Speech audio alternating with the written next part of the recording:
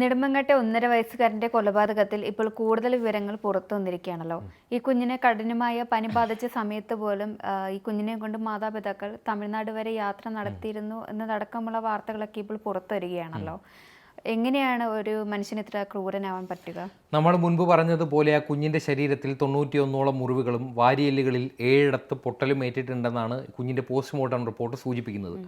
അതിനു പുറമെ ഈ കുഞ്ഞിനെ സ്വാഭാവികമായ രീതിയിൽ മരണത്തിലേക്ക് തള്ളിവിടാൻ ഈ രണ്ടാനച്ഛനായ അഷ്കറും അമ്മയെന്ന് ഒരുപക്ഷെ പറയാൻ സാധിക്കില്ല. കാരണം അതിക്രൂരമായ രീതിയിൽ സ്വന്തം പങ്കാളി തൻ്റെ കുഞ്ഞിനെ ഉപദ്രവിച്ച് തൻ്റെ മുന്നിൽ വെച്ച് മരണവേദന ഉണ്ടാക്കുമ്പോൾ അത് കൺമുൻപിൽ കണ്ടു നിന്ന ആ സ്ത്രീയെ അമ്മ എന്ന പദത്തിന് പോലും അർഹയല്ല. അവർ ഇങ്ങനെയുള്ളൊരവസരത്തിൽ ഇങ്ങനെ ക്രൂരമായിട്ടുള്ള മുറിവേൽപ്പിക്കുന്നു. ഈ കുഞ്ഞിൻ്റെ പോസ്റ്റ്മോർട്ടം റിപ്പോർട്ടിൽ പറയുന്നതല്ലാതെ അഷ്കറിൻ്റെ കുറ്റസമ്മത മൊഴി അതിൽ ലൈറ്റർ ഉപയോഗിച്ച് കുഞ്ഞിൻ്റെ ശരീരത്തിൽ വിവിധയിടങ്ങളിൽ പൊള്ളലേൽപ്പിച്ചിട്ടുണ്ട്. ഈ കുഞ്ഞിനെ വടി ഉൾപ്പെടെയുള്ള സാധനങ്ങൾ ഉപയോഗിച്ചുകൊണ്ട് മർദ്ദിച്ചിട്ടുണ്ട്. അങ്ങനെ വാരിയലിൽ 7 പൊട്ടൽ വരുന്നെങ്കിൽ എത്ര ക്രൂരമായ മർദ്ദനമാണ് ആ കുഞ്ഞ് ഏറ്റുവാങ്ങിയതെന്ന് നമുക്ക് ഊഹിക്കാൻ പോലും പറ്റുന്നതല്ല. അപ്പോൾ അങ്ങനെയുള്ളൊരു സാഹചര്യത്തിൽ ഇങ്ങനെ ക്രൂരമായ ശരീരമാസകലം മുറിവേറ്റ ഈ കുഞ്ഞിനെ ഈ അഖില തമിഴ്നാട്ടിലേക്ക് നൃത്ത പരിപാടിക്ക് പോകുമ്പോൾ സാധാരണഗതിയിൽ അഷ്കറാണ് നോക്കാറുണ്ടായിരുന്നത്. അങ്ങനെ തീവ്രമായിട്ടുള്ള പനി ബാധിച്ച ഇങ്ങനെ പനി മൂർച്ഛിച്ച ഈ കുഞ്ഞിനെ അഷ്കർ ഈ ബൈക്കിൻ്റെ മുൻസീറ്റിലിരുത്തി പെരുമഴയത്ത് റെയിൽവേ സ്റ്റേഷനിലേക്ക് ബൈക്കിൽ കൊണ്ടുപോയി. ഈ ബൈക്കിൽ കൊണ്ടുപോയി എന്നതിനപ്പുറം ഇവിടെ നിന്ന് തമിഴ്നാട്ടിലേക്ക് ദീർഘമായ, അതായത് തിരുവനന്തപുരത്ത് നിന്ന് അധികം ദൂരമല്ല തമിഴ്നാട്, എങ്കിൽ പോലും ദീർഘമായിട്ടുള്ളൊരു ട്രെയിൻ യാത്രയാണ്. ആ ട്രെയിൻ യാത്രയ്ക്ക് ഈ കുഞ്ഞിനെ കൊണ്ടുപോകുന്നു. അങ്ങനെ കുഞ്ഞിൻ്റെ ആരോഗ്യനില വഷളായി അണുബാധയും കൂടി, അതായത് സ്വാഭാവികമായിട്ട് ഈ കുഞ്ഞിൻ്റെ ശരീരത്തിൽ ധാരാളം പരിക്കുകളുണ്ട്. അതോടൊപ്പം തന്നെ അണുബാധയും കൂടിയാകുമ്പോൾ സ്വാഭാവികമായ രീതിയിൽ ഈ കുഞ്ഞ് മരണപ്പെടും. പക്ഷേ അങ്ങനെ മരണപ്പെട്ടാൽ സ്വാഭാവികമായിട്ട് പനി ബാധിച്ചുള്ള ഒരു മരണം എന്ന നിലയിൽ ഇത് വരും എന്നൊരു പക്ഷേ ഇവർ കണക്ക് കൂട്ടിയിട്ടുണ്ടാകും. ഇത് കഴിഞ്ഞ ദിവസമാണ് ഈ കേസിൽ അഷ്കറിനെതിരെ ചുമത്തിയിരിക്കുന്നത് 3 വകുപ്പുകളാണ്: കൊലപാതകം, അതോടൊപ്പം തന്നെ കുട്ടികൾക്കെതിരെയുള്ള അതിക്രമങ്ങൾ, അതോടൊപ്പം തന്നെ SC/ST അട്രോസിറ്റി ആക്ട്, അതായത് പട്ടികജാതി പട്ടികവർഗ പീഡന നിരോധന നിയമം. അങ്ങനെ ഈ കേസ് ഇങ്ങനെ ഒരു കേസ് കൂടി, അതായത് SC/ST അട്രോസിറ്റി കൂടി വരുമ്പോൾ അത് DYSP ലെവലിലുള്ള ഉദ്യോഗസ്ഥരാണ് അന്വേഷിക്കേണ്ടത്. അങ്ങനെ നെടുമങ്ങാട് SC/ST കോടതിയിലാണ് ഈ അഷ്കറിനെ അതോടൊപ്പം തന്നെ അഖിലയും ഹാജരാക്കിയത്. അഖിലയ്ക്കെതിരെ ചുമത്തിയിരിക്കുന്ന കുറ്റം കൊലപാതക പ്രേരണ കുറ്റമാണ്. ഇങ്ങനൊരു കൃത്യം ചെയ്യുമ്പോൾ അതിന് കൂട്ടുനിന്നു എന്നുള്ള നിസ്സാര വകുപ്പാണ് അഖിലയ്ക്കെതിരെ ചുമത്തിയിരിക്കുന്നത്. അങ്ങനെ കഴിഞ്ഞ ദിവസമാണ് നെടുമങ്ങാട് SC/ST കോടതി അഷ്കറിനെയും അഖിലയെയും 2 ദിവസത്തേക്ക് പോലീസ് കസ്റ്റഡിയിൽ വിട്ടത്. ഇന്ന് 5 മണിയോടുകൂടി ഇരുവരുടെയും കസ്റ്റഡി കാലാവധി തീരും. ഇതിനു മുൻപ് തന്നെ ഇവരുടെ കുറ്റസമ്മത മൊഴി, അതാണ് ഏറ്റവും പ്രധാനപ്പെട്ടത്. ഇതിൽ തന്നെ യാതൊരു മനസാക്ഷി കുത്തുമില്ലാതെയാണ് അഷ്കർ പറയുന്നത് 1 വയസ്സും 7 മാസം മാത്രം പ്രായമുള്ള ആ കുഞ്ഞിനെ ലൈറ്റർ ഉപയോഗിച്ച് പലയിടങ്ങളിലായി പൊള്ളലേൽപ്പിച്ചു. പനി ബാധിച്ച് കുഞ്ഞിനെ ഫ്രണ്ട് സീറ്റിലിരുത്തി തമിഴ്നാട്ടിലേക്ക് യാത്ര നടത്തി. അങ്ങനെ നിരവധിയായിട്ടുള്ള മാധ്യമങ്ങൾ ഇപ്പോൾ ചർച്ച ചെയ്യുന്ന വിഷയങ്ങൾക്ക് അപ്പുറമുള്ള ഗുരുതരമായിട്ടുള്ള കുറ്റകൃത്യമാണ് ആ കുഞ്ഞിൻ്റെ മേലേക്ക് ഈ രണ്ടാനച്ഛനും ഇവരുടെ പങ്കാളിയായിട്ടുള്ള അഖിലയും ചേർന്ന് ചെയ്തു വെച്ചിരിക്കുന്നത്. കഴിഞ്ഞ ദിവസം ഈ അഷ്കറിനെ ഈ നെടുമങ്ങാട് പനവൂർ കരിക്കുഴി നെല്ലിക്കുന്നിലെ ഈ വാടക വീട്ടിലേക്ക് കൊണ്ടുവരുമ്പോൾ വലിയ ജനരോഷമാണ് ഉണ്ടായത്. സാധാരണഗതിയിൽ ഇത്തരത്തിൽ ഇൻറ്റൻസ് ആയിട്ടുള്ള സാമൂഹിക മനസാക്ഷിക്ക് നിരക്കാത്ത ഒരു കുറ്റകൃത്യം ചെയ്യുന്ന ഒരാളെ ആ ഒരു ക്രൈം സീനിലേക്ക് തെളിവെടുപ്പിനായി കൊണ്ടുവരുമ്പോഴാണ് സമാനമായ രീതിയിലുള്ള ജനരോഷം ഉണ്ടാകുന്നത്. സാധാരണയായിട്ട് കുറ്റകൃത്യങ്ങളിൽ അങ്ങിങ്ങായി ജനരോഷം ഉയരുമെന്നല്ലാതെ ഒരു പ്രദേശത്തെ ഒരു സമൂഹം മുഴുവൻ ഒന്നിച്ച് ഒരാൾക്കെതിരെ കൊലവിളി നടത്തുന്നു, അയാൾക്കെതിരെ ശാപവാക്കുകൾ ചൊഴിയുന്നു, അയാൾക്കെതിരെ കല്ലുകൾ എറിയുന്നു, അങ്ങനെ ഒരു സംഭവം അടുത്തിടെ കേരളം കണ്ടിട്ടില്ല. അങ്ങനെ ഒരു അവസ്ഥയിലൂടെയാണ് കേരള പോലീസ് ഈ അഷ്കറിനെ അവിടെ തെളിവെടുപ്പിനായിട്ട് കൊണ്ടുവരുന്നത്. അവിടെ കൊണ്ടുവരുമ്പോൾ ധാരാളം ആളുകൾ ചാടി വീഴുന്നു, ഇയാളുടെ കഴുത്തിന് പിടിക്കുന്നു, കല്ലേറുണ്ടാവുന്നു. അങ്ങനെ അവിടെ നിന്ന് വളരെ ആയാസപ്പെട്ടാണ് പോലീസ് അവിടെ നിന്ന് കൊണ്ടുപോകുന്നത്. പക്ഷേ അഖിലയെയും അങ്ങനെ തെളിവെടുപ്പിനെ കൊണ്ടുവരേണ്ടതാണ്, അങ്ങനെയാണ് നിയമം. പക്ഷേ ഇങ്ങനൊരു ജനരോഷം നിലനിൽക്കുന്ന സാഹചര്യത്തിൽ അവിടെ ഒരു പ്രതിഷേധമുണ്ടാകും, അഖിലയ്ക്കെതിരെയും അതിക്രമം ഉണ്ടാകും എന്നൊരു കണക്കുകൂട്ടലിൽ ഇതുവരെ ഇന്ന് 5 മണിക്ക് കസ്റ്റഡി കാലാവധി തീരുന്നത് ഈ സമയം വരെ ഇവരെ അവിടെ തെളിവെടുപ്പിനായിട്ട് കൊണ്ടുപോയിട്ടില്ല. അത് എന്തായാലും അത് വേണ്ടതാണ്, അതിൻ്റെ ഒരു പ്രൊസീജിയർ എന്ന് പറയുന്നത്. പക്ഷേ ഇപ്പോൾ അഷ്കറിനെതിരെ അഷ്കറിൻ്റെ മാതാവ് ഇക്കഴിഞ്ഞ ദിവസം ഈ ഒരു സംഭവത്തിന് ശേഷം പറഞ്ഞത് തൻ്റെ മകന് പുറമെ അഖിലയും ഈ കുഞ്ഞിനെ ഉപദ്രവിക്കാറുണ്ടായിരുന്നു. തൻ്റെ മകനെ തെളിവെടുപ്പിന് കൊണ്ടുപോകുമ്പോൾ പോലീസ് സുരക്ഷ പോലീസിൻ്റെ കണ്ണ് വെട്ടിച്ചും ആളുകൾ ഉപദ്രവിച്ചു, എൻ്റെ കുഞ്ഞിന് പച്ചവെള്ളം കൊടുത്തിട്ടില്ല. ഒരുപക്ഷെ ഒരു അമ്മയ്ക്ക് മകനോടുണ്ടാകുന്ന സ്വാഭാവികമായിട്ടുള്ള അനുഭൂതി എന്നതിനപ്പുറത്തേക്ക് ഇത്ര വലിയൊരു ക്രൈം ചെയ്തു വെച്ചിരിക്കുന്ന ആളോടാണ് ഈ അമ്മ ഇങ്ങനെ, അവരുടെ മകൻ തന്നെയാണ്, പക്ഷേ അതിനുമപ്പുറം ഇയാൾ ചെയ്തു വെച്ചിരിക്കുന്നത് അതിക്രൂരതയാണ്. ഇവർ പറയുന്നുണ്ട് അഖില, അതായത് ഈ അഷ്കറിൻ്റെ ഇപ്പോഴത്തെ പങ്കാളിയായിട്ടുള്ള അഖിലയും ഈ കുഞ്ഞിനെ ഉപദ്രവിക്കാറുണ്ടായിരുന്നു. വടിയെടുത്ത് എത്ര നിസ്സാരമായിട്ടാണ് ആ കുഞ്ഞിനെ തല്ലുന്ന കാര്യമൊക്കെ ഈ അഷ്കറിൻ്റെ മാതാവ് പറയുന്നതെന്ന് വെച്ചാൽ, 1.5 വയസ്സ് മാത്രം പ്രായമുള്ള ഈ കുഞ്ഞിനെ ഈ അരയ്ക്ക് താഴോട്ട് അനുസരണക്കേട് കാണിക്കുമ്പോൾ വടിയെടുത്ത് തല്ലാറുണ്ടായിരുന്നു എന്ന് നിസ്സാരമായി പറയുന്നു. പക്ഷേ ആ കുഞ്ഞിൻ്റെ പ്രായം കൂടി പരിഗണിക്കണം. ഒന്ന് സംസാരിക്കാൻ പോലും ആവാത്ത പ്രായത്തിൽ സ്വന്തം അമ്മ എന്ന് കരുതുന്ന ഒരു സ്ത്രീയും അതോടൊപ്പം തന്നെ അവരുടെ പങ്കാളിയും ചേർന്ന് തന്നെ മരണവേദന അനുഭവിപ്പിക്കുന്നു.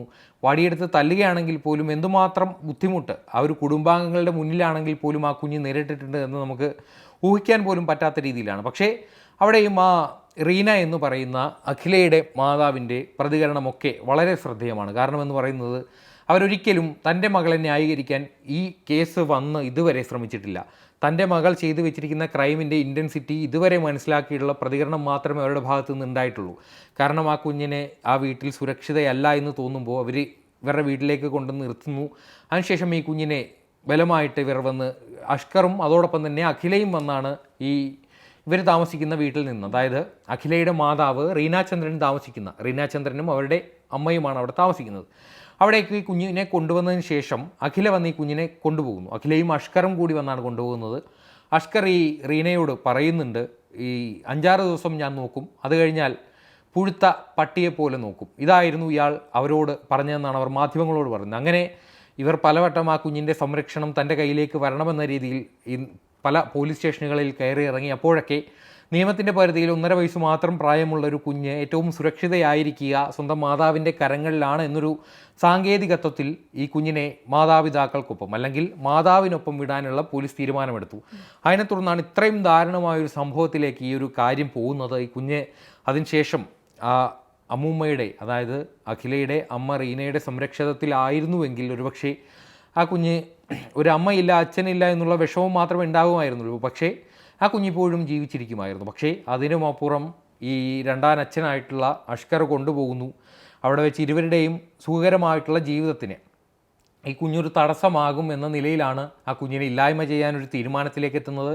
അങ്ങനെ അതിക്രൂരമായിട്ടുള്ള ആക്രമണത്തിനൊടുവിൽ അതോടൊപ്പം തന്നെ എടുത്തു പറയേണ്ടതാണ് ഇയാൾ ചെയ്തു വെച്ചിരിക്കുന്നത്. നമ്മൾ മുൻപ് പറഞ്ഞതുപോലെ ഇയാളുടെ ഒരു മുൻപത്തെ പശ്ചാത്തലം, ഈ അഷ്കറിൻ്റെ ആദ്യത്തെ ഭാര്യ ചുള്ളാളം സ്വദേശിനിയായിട്ടുള്ള ആമിന, ഈ ആമിനയെ ഇയാൾ വിളിച്ചിറക്കിക്കൊണ്ട് പോയതാണ്. 18 വയസ്സ് മാത്രം പ്രായമുള്ള ആമിനയെ ആമിനയുടെ വീട്ടുകാരുടെ സമ്മതമില്ലാതെ വിളിച്ചിറക്കിക്കൊണ്ട് പോകുന്നു.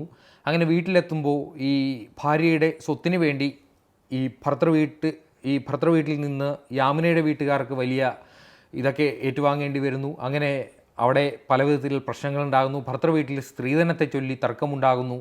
ആമിനയെ വിഷം കുടിപ്പിച്ച് കെട്ടിത്തൂക്കാൻ നോക്കി എന്നൊക്കെയാണ് കുടുംബത്തിൻ്റെ ആരോപണങ്ങൾ. അതിനെ തുടർന്ന് ക്രൂരമായ മർദ്ദനം ഏറ്റുവാങ്ങിയ ഈ ആമിന നിലവിൽ നമ്മൾ മുൻപ് പറഞ്ഞതുപോലെ ആ സ്ത്രീക്കൊരു തലയ്ക്കുള്ളിൽ എന്തോ ഒരു ക്യാൻസർ പോലെ വന്നിട്ട് ഇപ്പോൾ നമ്മുടെ റിഹാബിലിറ്റേഷൻ സെൻറ്ററിൽ, തിരുവനന്തപുരം മെഡിക്കൽ കോളേജിലെ റിഹാബിലിറ്റേഷൻ സെൻറ്ററിൽ ചികിത്സയിൽ തുടരുകയാണ്. ആ സ്ത്രീക്കൊന്ന് നേരെ ചൊവ്വേ സംസാരിക്കാൻ പോലും ആകുന്നില്ല. എങ്കിലും ഉള്ളതുപോലെ അവർ പറയുന്നുണ്ട്, തല പിടിച്ച് ഭിത്തിയിൽ ഇടിച്ചു, മുഖത്ത് ക്രൂരമായ രീതിയിൽ ആക്രമിച്ചു എന്നൊക്കെ സംസാരിക്കുമ്പോൾ വ്യക്തത ഇല്ലെങ്കിൽ പോലും മുൻ പങ്കാളിയായിട്ടുള്ള ഈ ആമിന പറയുമ്പോൾ ഇയാൾ എത്രമാത്രം ക്രൂരനാണ് എന്ന് നമുക്ക് ചിന്തിക്കാവുന്നേ ഉള്ളൂ.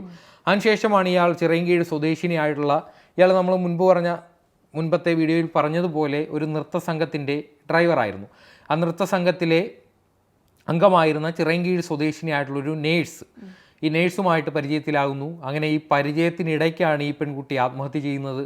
അതിനുശേഷം ഈ നൃത്തസംഘത്തിലെ ഒരു അധ്യാപികയാണ് ഇവരെ ഇപ്പോഴുള്ള അഖില എന്ന് പറയുന്ന ഇയാളുടെ ഇപ്പോഴത്തെ പങ്കാളിയെ പരിചയപ്പെടുത്തി കൊടുത്തതെന്നാണ് പറയുന്നത്. ഈ നൃത്തസംഘത്തിലെ തന്നെ ഒരു അംഗമായിരുന്നു അഖിലയുടെ ഭർത്താവായിട്ടുള്ള മുൻപ് മരണപ്പെട്ട അഖിൽ എന്ന് പറയുന്ന പാലോട് സ്വദേശിയും. ഈ അഖിലിൻ്റെ കുടുംബവും വളരെ ദുരന്തം നിറഞ്ഞൊരു കുടുംബമാണ്. അതിനെപ്പറ്റി പറയുകയാണെങ്കിൽ പാലോടുകാരനാണ്. 2018 അഖിലിൻ്റെ സഹോദരിയായിട്ടുള്ള അഖില ആ വീട്ടിൽ കുടുംബ പ്രശ്നങ്ങളെ തുടർന്ന് ജീവനൊടുക്കുന്നു.